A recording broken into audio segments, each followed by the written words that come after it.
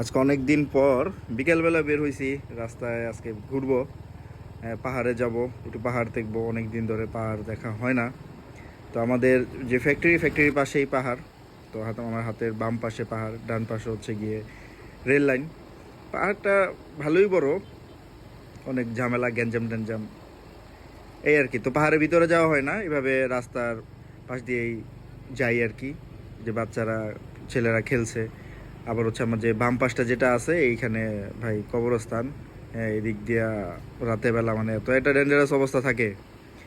তো আজকে যেটা নিয়ে কথা বলতে আসছি সেটা হচ্ছে গিয়ে আমাকে অনেকে কোশ্চেন করছে যে ভাই আপনার হচ্ছে গিয়ে যে আপনি যে সুজুকি যে বাইকটা চালাচ্ছেন, তো এটার অ্যাকচুয়ালি মাইলেজ কত পাচ্ছেন।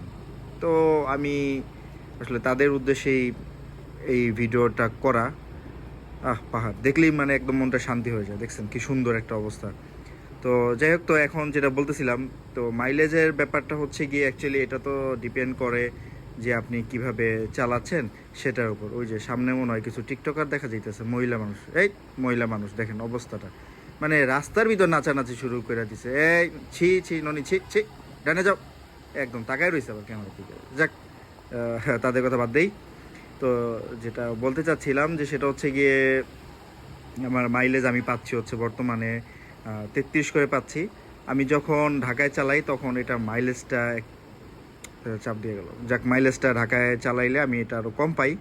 হ্যাঁ, হয়তো 28 থেকে 29-এর মধ্যে আপ ডাউন করে, বাট এখানে মাইলেজ আমি ভালো পাই। আমি যেহেতু ম্যাক্সিমাম টাইম হাইওয়েতে চালাই, আমার মাইলেজ হচ্ছে 33-34 করে থাকে। ধন্যবাদ।